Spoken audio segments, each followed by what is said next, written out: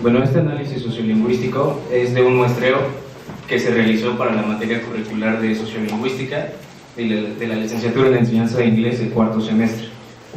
Este muestreo fue de los usos disfémicos entre los comerciantes formales que están en establecimientos o accesorias locales y los comerciantes ambulantes, los informales. Esta idea surgió a partir de cierta creencia que nos llegó a nosotros, cierta luz, cierto alumbramiento, y pensamos que en verdad hay cierto contraste, cierta diferencia entre los usos lingüísticos de los comerciantes ambulantes y los establecidos.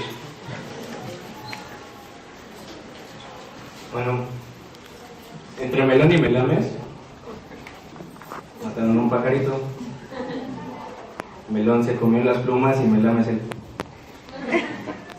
Bueno, la sociolingüística es la disciplina cuyo objeto de estudio es la lengua. Hay distintos fenómenos sociolingüísticos.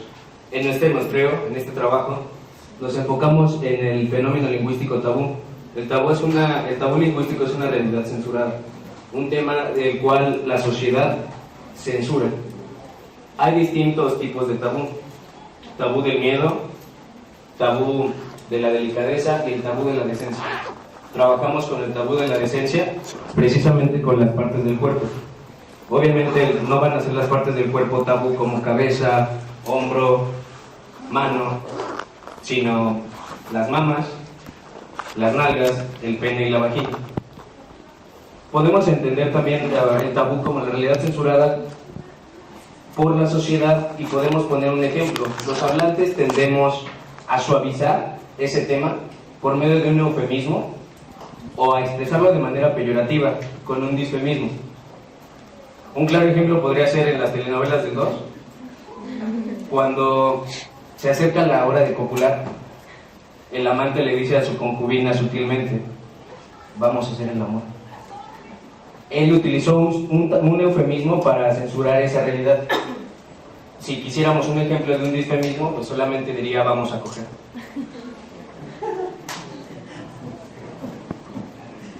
Bueno, pasando a la justificación de nuestro trabajo, partimos de la variable social de la ocupación, como ya les había comentado nuestro compañero Juan. Esta ocupación, que es el ambulantaje, tiene, digamos, un bajo prestigio por lo que le otorga la sociedad. Entonces, al tener este bajo prestigio, pasa a ser una creencia afectiva, no realmente basado en algo, oiga, de redundancia real. Entonces, este comportamiento de rechazo hacia esta ocupación tiende a causar digamos,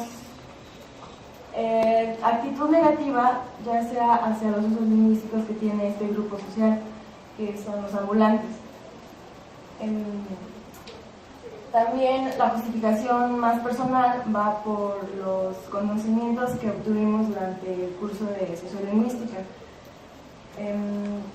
Y bueno, ya como les había comentado nuestro compañero Juan, el tabú es algo bastante arraigado en la sociedad. Entonces lo que nosotros pensamos era sacar un tema rico, bueno, que nos diera resultados ricos, y pues fue el tabú. ¿Y por qué las partes del cuerpo? Bueno, por el tabú de la decencia, que es un tabú que se deriva de todo el campo general del tabú, el cual se relaciona con las partes del cuerpo, por lo sexual.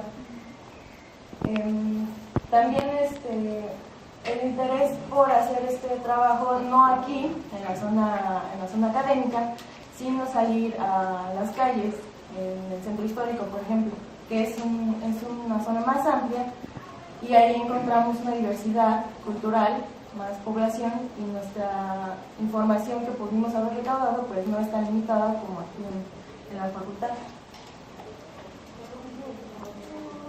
Los objetivos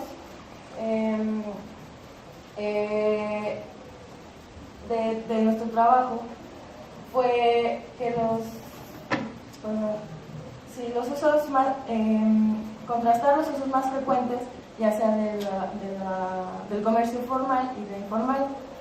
Después, ver cuáles eran los disfemismos y los eufemismos dentro de ambos grupos y determinar las figuras retóricas que se presentan entre estas palabras, estos términos que recordamos en nuestro cuestionario.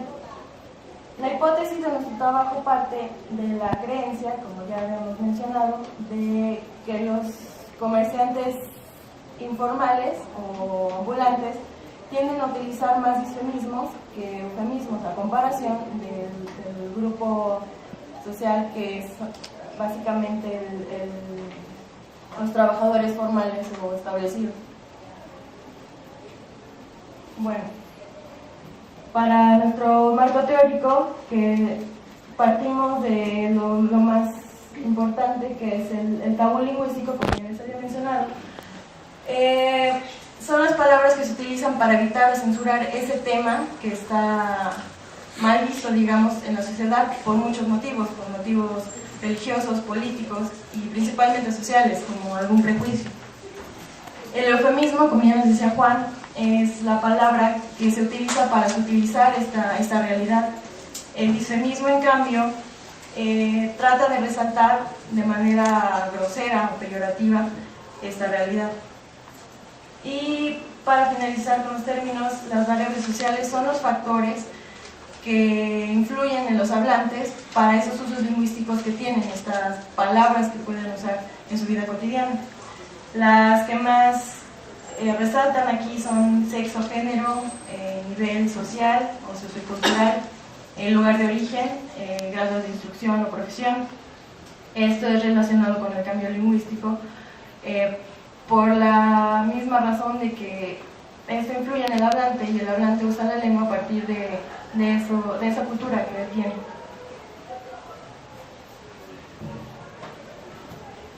Bueno, vamos a pasar con lo que viene siendo nuestra metodología. Lo que tenemos aquí es nuestro cuestionario que armamos a partir de nuestro tema, nuestras justificaciones y objetivos, y también de las variables del marco teórico que elegimos. En este caso, nuestro tema fue tabú. Nuestro cuestionario consta de dos partes. La primera es esta de aquí arriba, donde incluimos las variables sociales y ciertos criterios de selección.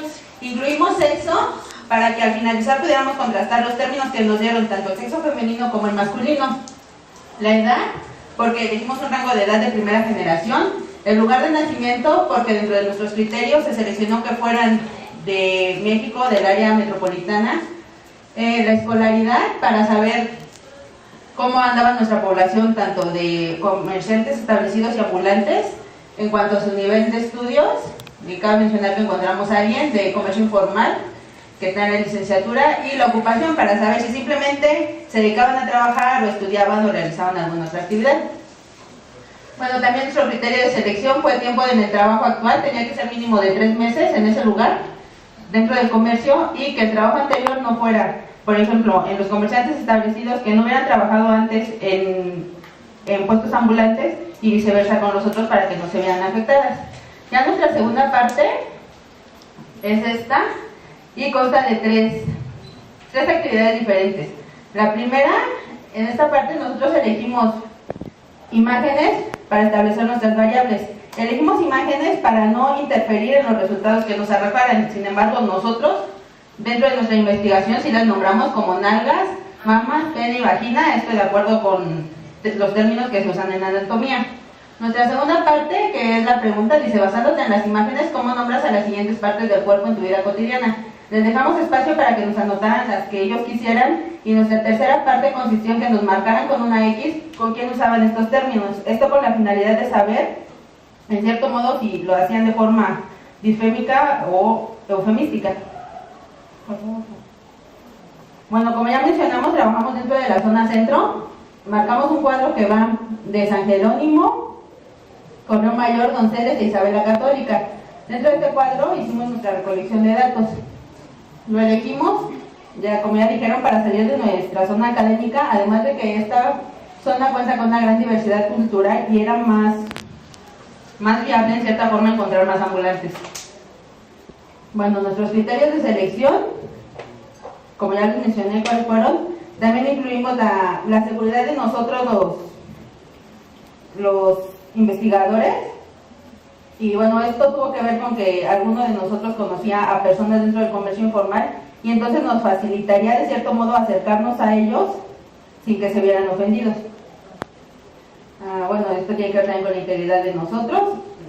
Nuestro material. Nosotros partimos con un total de 30 cuestionarios al centro histórico. Esta investigación la realizamos en mayo del presente año.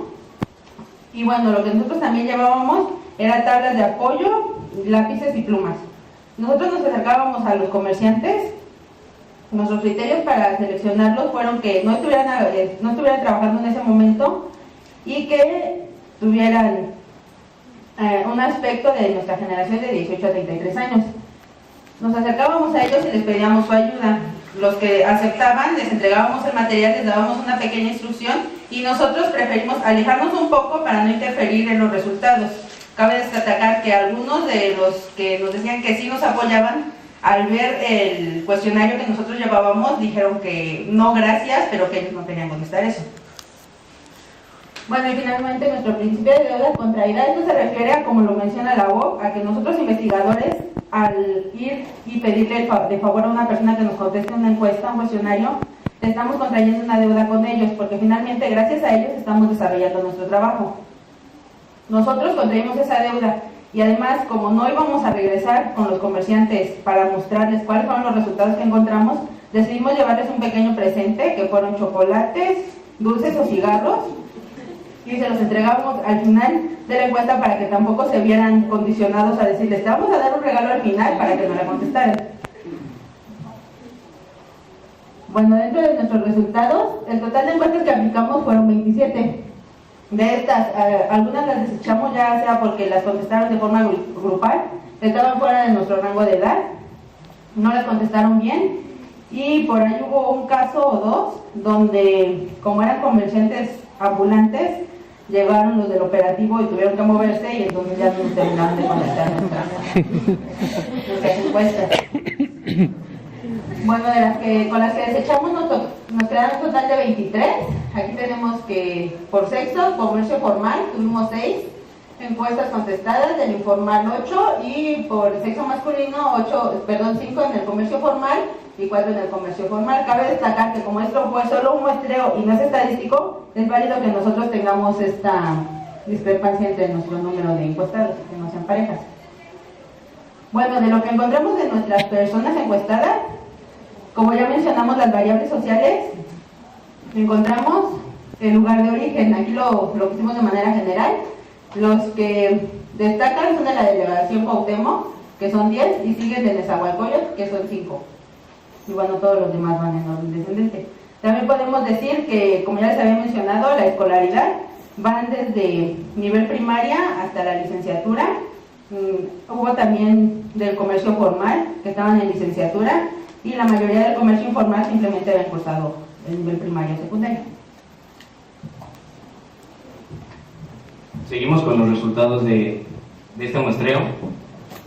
En esta gráfica observamos las variantes para nalgas según el tipo de comercio.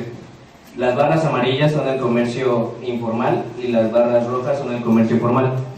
Tenemos pompas o pompis, que son las que más se repitieron, la que tuvo más frecuencia. Después tenemos nachas, solamente arrojaron un participante arrojó esa respuesta por parte del comercio formal y uno por parte del informal. Nalgas, que siguió con mayor frecuencia después de pompis o pompas. Trasero, que en comercio informal también tuvo bastante frecuencia. Nalgófilas, glúteos, retaguardia, rabo, culo, gemelas y rubí. Estas últimas 4, rabo, culo, gemelas y rubí, solamente fueron arrojados por un informante y del comercio informal. Ese informante jamás puso nalgas, solamente se dedicó a rabo, culo, gemelas y rubí. Glúteos, retaguardia, petacas y cola fueron arrojados por el comercio formal.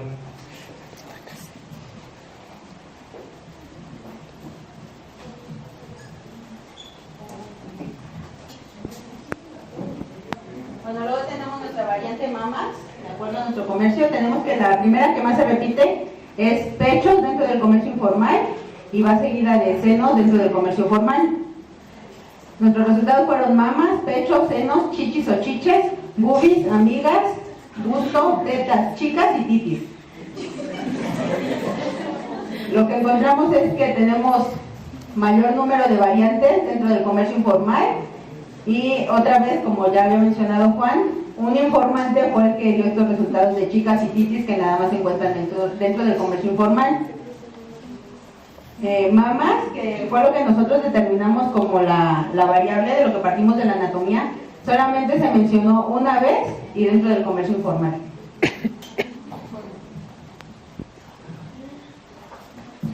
Bueno, en las variantes para la variable pene, tenemos que pene fue la variante que más se abordó en ambos comercios, formal e informal.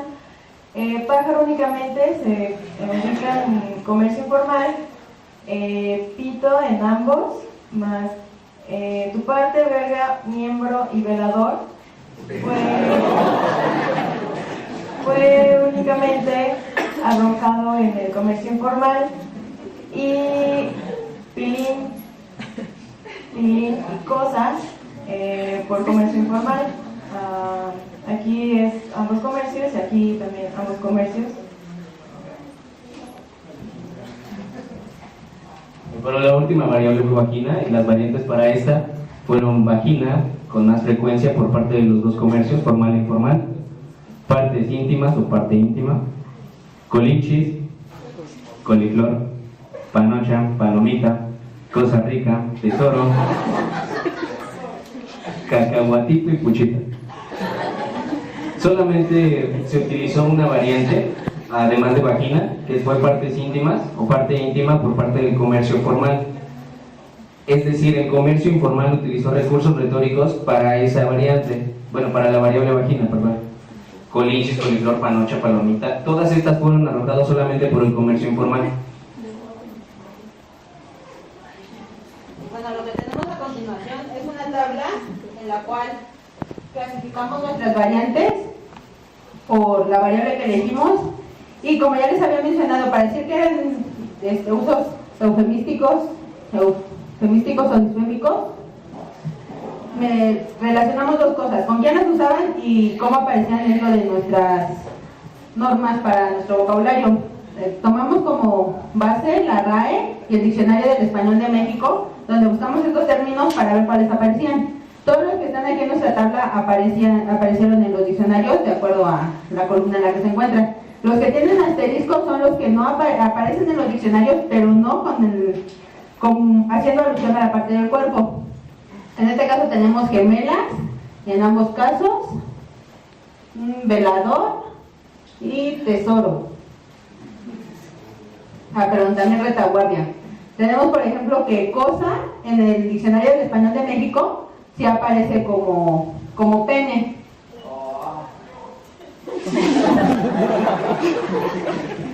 Bueno, además, los términos que no se encuentran aquí en nuestra tabla, pues, para mamas, boobies, que viene siendo un préstamo del inglés, y también chichis, que viene siendo un préstamo del náhuatl. Y, bueno, también aparece cacahuate, pero como fruto. Más adelante nos van a explicar la figura a la que hace alusión. Y el que no aparecía fue nosotros lo buscamos como pucha, nuestros informantes nos lo dieron como puchita. Ninguno de esos aparece dentro de nuestras fuentes que consultamos. Es importante resaltar en esta parte que ya son tan cotidianos o tan cotidianas esas palabras, esa manera de nombrar a esas partes del cuerpo, que incluso la Real Academia Española y el Diccionario de Español de México ya los han incluido en esos apartados. Bien, aquí tenemos una tabla basándonos en las figuras retóricas que Moreno Fernández menciona que son las más comunes en cuanto a los eufemismos y a los disfemismos. Tenemos también dividido entre ambulantes y establecidos. Para nalgas tenemos pompis o pompas, retaguardia y gemelas como eufemismos. Disfemismos, rabo y culo y rodilla. La metonimia también para nalgas es trasero y la deformación de palabras, nachas y nalgófilas. Las mamas tenemos chicas como metáfora, es un eufemismo, y las titis, que es una deformación de palabras, también eufemismo. Ahora, también en cuanto a las nalgas, los establecidos utilizaron cola y petacas, totalmente distintos a rabo, culo y rubí. No se repitieron en este apartado, entre los ambulantes y los establecidos. También en las mamas nada más utilizaron los ambulantes chicas, y los establecidos utilizaron amigas. Tenemos en cuanto al pene, pájaro, pito, verga, velador. ¿Saben por qué es velador? Porque trabaja parado y de noche. Tenemos miembro, pilino, pilín, tu parte, un perífrasis, y también el pene. Solamente utilizaron pito y cosa para un recurso retórico, los establecidos, en comparación a los ambulantes, que utilizaron bastantes. Son todas estas, y los establecidos, pito y cosa. También los ambulantes para vagina utilizaron palomita, tesoro, cacahuatito. Obviamente, pues entregar el tesoro, la palomita es pues vienen pares, el pajarito y la palomita, y el cacahuatito, pues nos han dicho, ay mija, ya te tronaron el cacahuatito. La panocha, partes íntimas, cosa rica, colinches, coliflor. Y para la vagina nada más se utilizó como recurso retórico partes íntimas por parte de los comerciantes establecidos. Entonces sí hay una gran diferencia en cuanto a esa riqueza lingüística de los ambulantes y los establecidos, y más en figuras retóricas. Lo podemos observar. Bueno, y encontramos entre todos esos términos que nuestros informantes nos proporcionaron diferentes cultismos. Un cultismo es una palabra que tiene raíces ya sea griegas o latinas. Tenemos, por ejemplo, nalgas del latín, glúteos del griego, rabo, mama, pechos del latín, teta del griego, busto, vagina, pene y verga del latín. Estos que están en asterisco, rabo y verga, tienen raíces latinas, aunque por el paso del tiempo y la carga cultural que tienen, han ido ganando y perdiendo rasgos de significado, a lo cual se le llama opacidad, y ambos, rabo y verga, son disfemismos. Actualmente utilizado como disfemismo. Y sí, verga era pene, ¿no? Sí. Pasamos ya a las conclusiones. La primera es que realmente no hay diferencia, o mucha diferencia, entre los comerciantes ambulantes y los comerciantes establecidos. Si de no haber sido por el informante estrella, se hubieran quedado tal vez, a lo mejor hubieran sido más disfémicos los usos de los comerciantes establecidos que los ambulantes. Entonces, también los resultados arrojaron que los hombres eran más disfémicos que las mujeres. Los recursos retóricos aparecen en la vida cotidiana y de todos los hablantes, no solamente de los comerciantes, ya sea ambulantes o establecidos.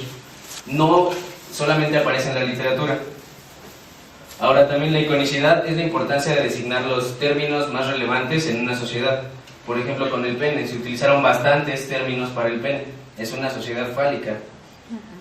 El nivel de estudios también determina lo retórico. Pareciera que conforme mayor sea el grado de estudios, menos recursos retóricos utilizamos.